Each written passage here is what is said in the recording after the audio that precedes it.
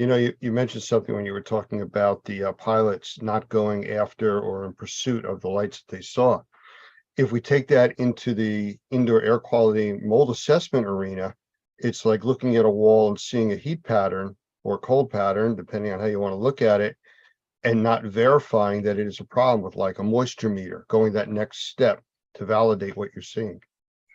That's absolutely correct. In fact, one of the things that I stress in my class is that infrared by itself is not a standalone technology. Almost always, at a bare minimum, we are correlating what we see on the screen with our eyes, doing a cross-reference visually. Now, step beyond that, which is oftentimes required, would be the use of moisture meters, whether it be invasive or capacitance type moisture meters. There's always additional confirmation that's necessary. You cannot know that a certain pattern is caused by the presence of moisture or an air leak until, or missing or misapplied insulation, until you have verified it with the next level of verification. And with indoor air quality, most often it's first visual and then touch. Sometimes it's touch. You reach down, touch the carpet, and it's wet. Or it could be just that simple, or then moving on to moisture meter, or in some cases, physical disassembly of a structure, a wall structure, to look at what's inside, or even using a borescope. That's a lot less invasive, but that's a possibility as well.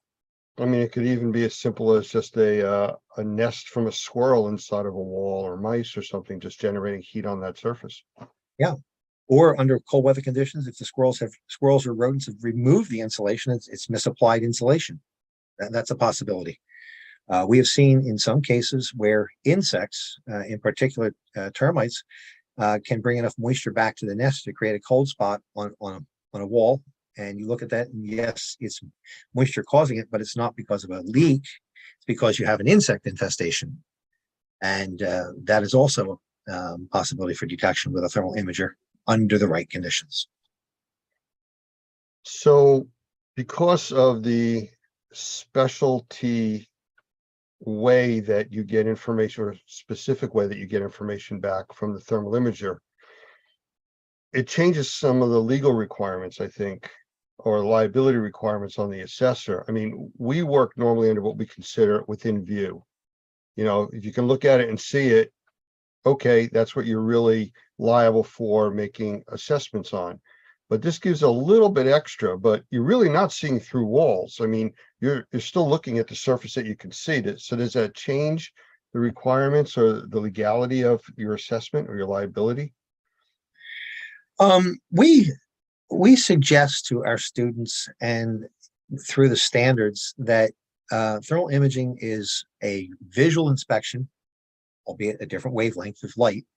It's a visual type of inspection performed at a specific point in time. What we see today doesn't mean that that's what we'll be seeing tomorrow. So if you stick to your square of expertise and follow the standards, it is an inspection at a given point in time. We do not suggest that people offer opinions beyond the scope of thermography unless they are so qualified. And they also should not misrepresent what the imager and the imaging system is capable of. So we're not going to see into a wall. A good example is thermal imager does not detect mold. Now, I've seen many people offer that verbally. I've seen it written on websites, and I've seen others allude to it. But thermal imagers do not detect mold. Rather, they detect thermal patterns across the surface. One of the things that can create a detectable temperature differential would be the presence of moisture. And when building materials become wet for a prolonged period of time, we all know that they can be conducive to mold growth. So unwanted moisture in building materials goes hand in hand with the presence of mold, but that doesn't mean we've detected mold. The confirmation of the presence of mold requires other tests, which are beyond thermography. So as far as the legality, I think that if one sticks to the square of expertise, and we're very clear about this in the courses that we teach, is tell them what you know. I see a thermal pattern that is typical of latent moisture in the exterior wall. Visual observation noted a discolored stain in the latex paint in the same shape. Carpet was wet to touch. That's fine. Moisture meter indicated presence of moisture. That's fine. Just tell them what you know.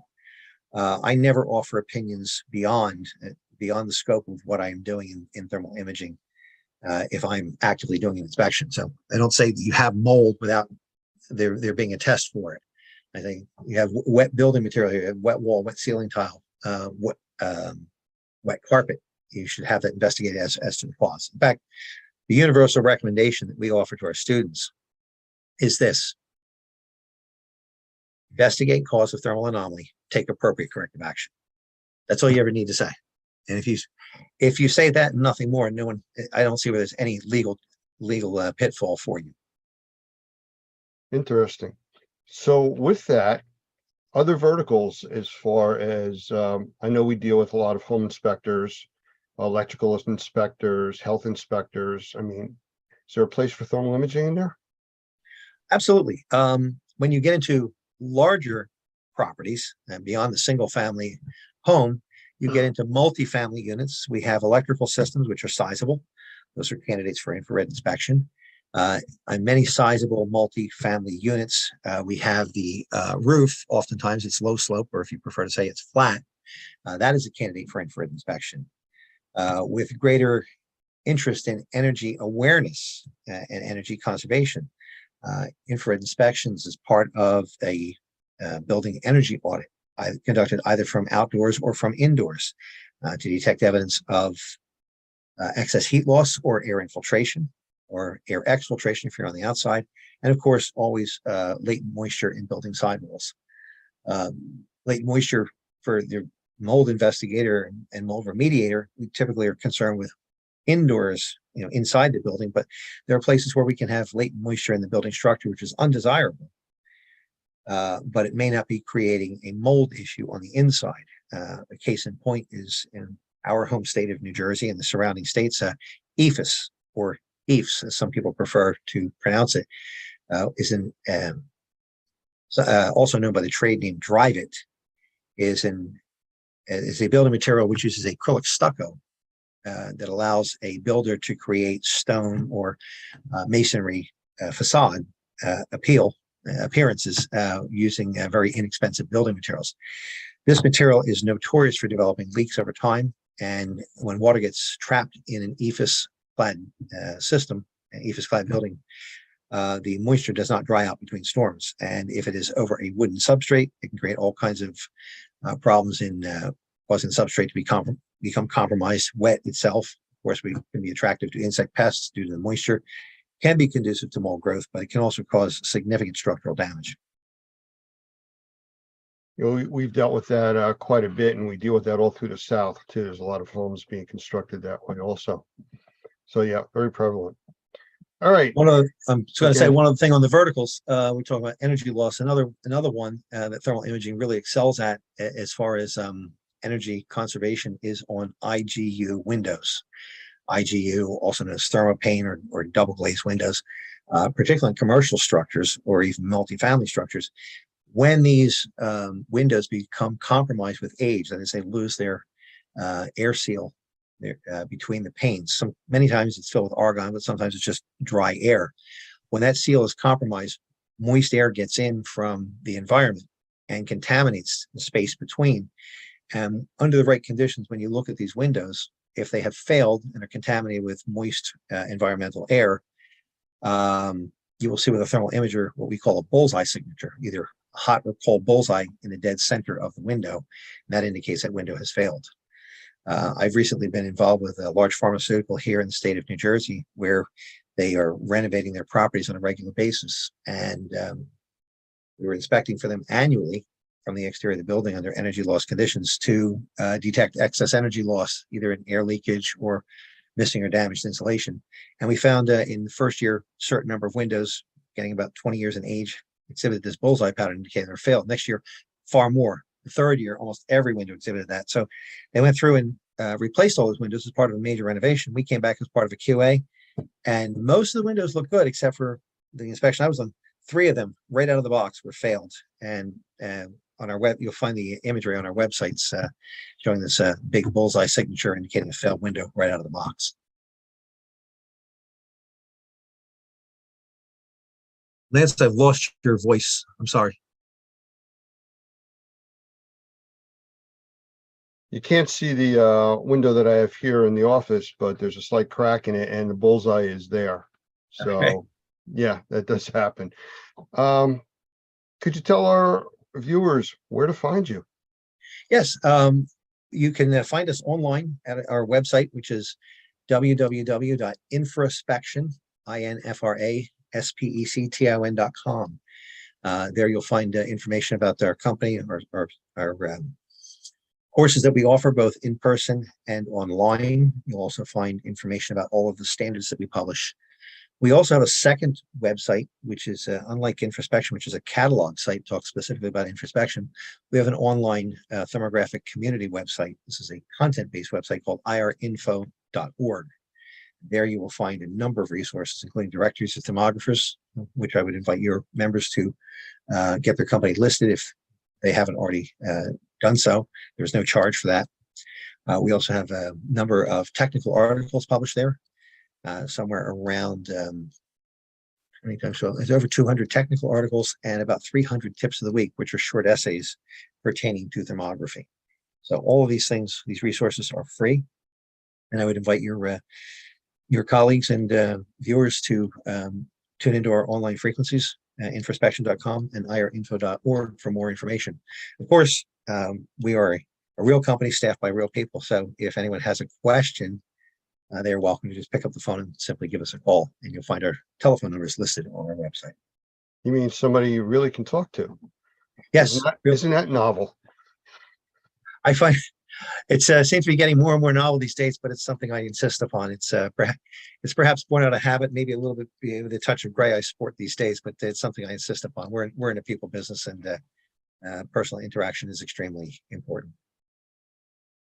Jim, I thank you for spending the time with us today. I really appreciate it. And maybe we'll do this again. I know I want to talk to you more about search and rescue and a few other uses for the thermal imaging. So look forward to doing that. Lance, I would welcome the opportunity anytime. Thank you for letting us share with you, and have a nice day. You too.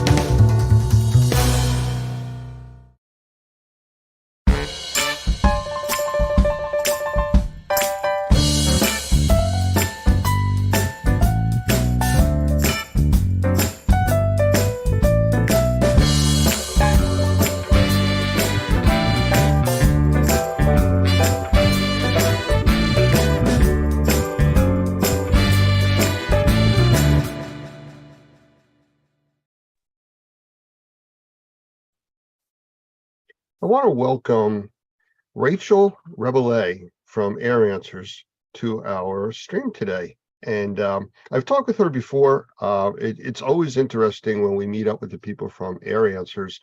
They're always coming up with something new and more high tech into the industry of indoor air quality, allergens, and some really cool scientific stuff. So, Rachel, how about a quick hello, and we'll start chatting. Hi. Well, thanks for having me, Lance. Really happy to be here. And hello to everyone out there in the normie universe. Well, it's funny you say that. We're broadcasting this on all kinds of channels through social media, and it's going to be out there in a lot of places. Well, that's exciting. You know, again, it's technology, and it's there to be used, just like the stuff you guys are coming out with. So with that, I got a few questions for you. So first of all, I heard that you guys have some kind of newsletter coming out. What's that all about? Yes, we're going to have a quarterly newsletter we send out with all of our updates, update on our testing that we're offering, information about partnerships or conferences that we're going to, And there'll be a link on there to set up a consultation with us. It'll be a short 15-minute free consultation to learn more about the technology. Can anybody sign up for that newsletter? The newsletter goes out to all of our customers, all Normie members. So yeah, I mean, anyone who's interested in it, go to our website and fill out the contact us for more information link, and we'll provide you with a newsletter. That's what I was looking for. So yes, okay. Because I know a lot of our members, even if they're not using your services as yet, may still want to get that newsletter. Oh yeah, great, sure. Okay, I'm just curious, what prompted that? I mean, because you haven't done that in the past. Well, we thought it would just be, we always have so much going on, and we don't feel sometimes that we're getting that information out there. And this time around, we've decided we really wanted people to know what we're doing, new things that we're adding, things that would be potentially more interesting to different businesses. And, we just want people to know what's going on. Okay, very good. Well, I'll be signing up for that because I don't think I'm getting it yet. And I just found out that you're doing that. So, oh, no. Oh, you'll get one. Okay. It's important to stay up to date. And just so you know, I just want to segue into this really quick. I am using the official Airmasters coffee mug that I got at the last convention with you guys. It's an amazing coffee cup. I'll talk about that later. It's the best coffee cup. Yes, it is. All right. So as far as technology, and the coffee cup is a lot of technology because it keeps stuff warm for hours. Exactly. I know you have new tests coming up. I mean, we've talked quite a bit recently, and you keep describing new processes that are coming. Can you talk about some of the newer ones and the old ones too, but definitely the newer ones? Okay. Well, one of the things that we have coming out this week for anyone who's working with, cannabis grow facilities, we're adding botrytis onto our menu. We have powdery mildew, and then we're going to be adding botrytis to that. That is going to come out by the end of this week. It's going to be available for purchase. I know from what we've done in the IAQ industry, the grow houses are really concerned about the different powdery funguses and stuff. Oh yeah. And I'm assuming that's what you're talking about here. I didn't know the specific name before, but I know that they have to submit samples to different government entities for testing purposes, and that's one of the things they're really concerned about, because they could lose an entire crop if that's out of control. Oh yeah, the whole crop can go because of botrytis or bud rot and powdery mildew issues. But also for people who are working with those cannabis growers, one of the state requirements for a lot of different places is aspergillus. So we do have that aspergillus option as part of our mold genera testing as well, which could be helpful. And then we have one of our other panels, opportunistic fungal pathogen panel. There's two species of aspergillus on that one as well that could be helpful in this area: Aspergillus niger and Aspergillus fumigatus, which are two of the four aspergillus species that are problematic for people who want to pass their state requirements. Are those the specific species that affect people with aspergillosis, I believe it's called? Yes. It's people who are immunocompromised, or it makes perfect sense. I mean, if you're going to be inhaling something, or you're going to be using something for human consumption, you don't want them to inhale a bunch of different spores or kinds of molds that could potentially cause serious respiratory problems.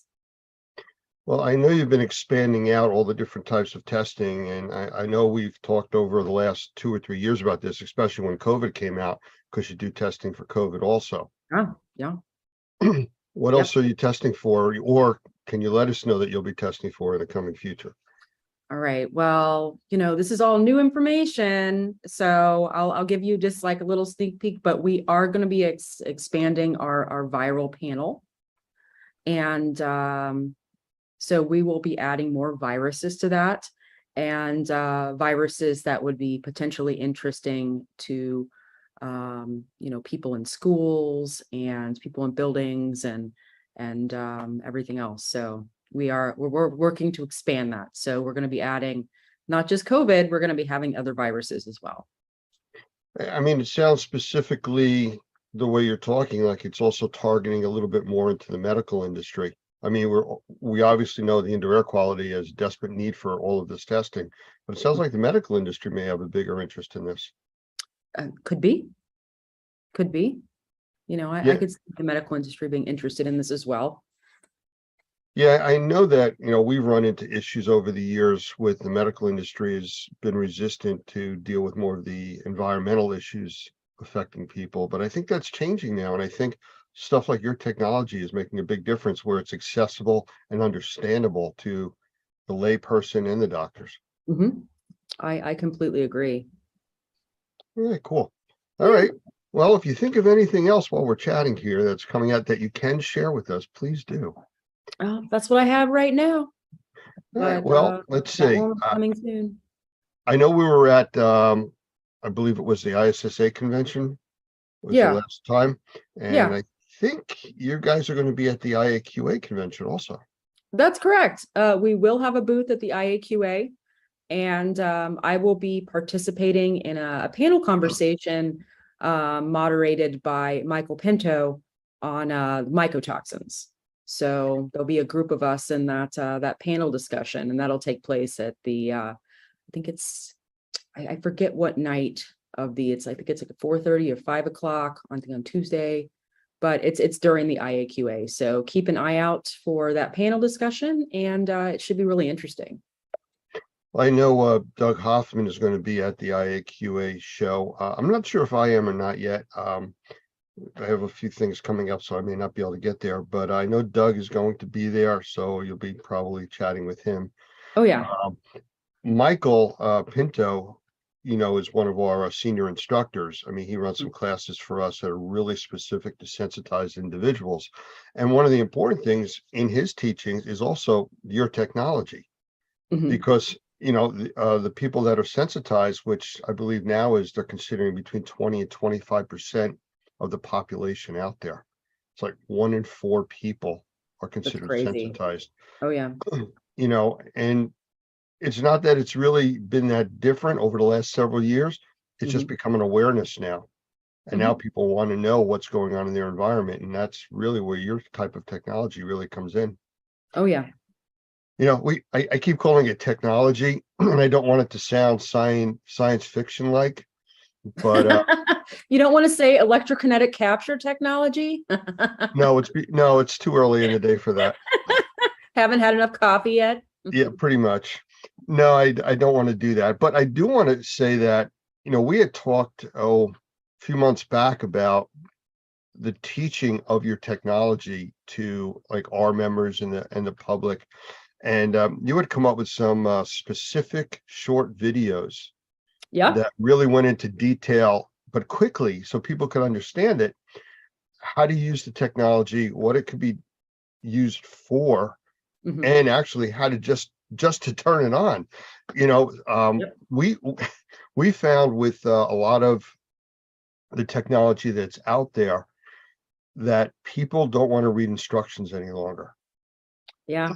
I'm guilty of it myself. You open up that furniture you want to put together, no, we don't need these. And some of the companies now have been putting out just pictures, no more words, instructions. But you went to the next step and actually did videos showing people how to manipulate the cartridges, how to turn things on and off and reset, which was extremely helpful. And we Well, if actually there's anyone else who needs, if there's any other videos you can think of, we'll gladly put those together as well. If they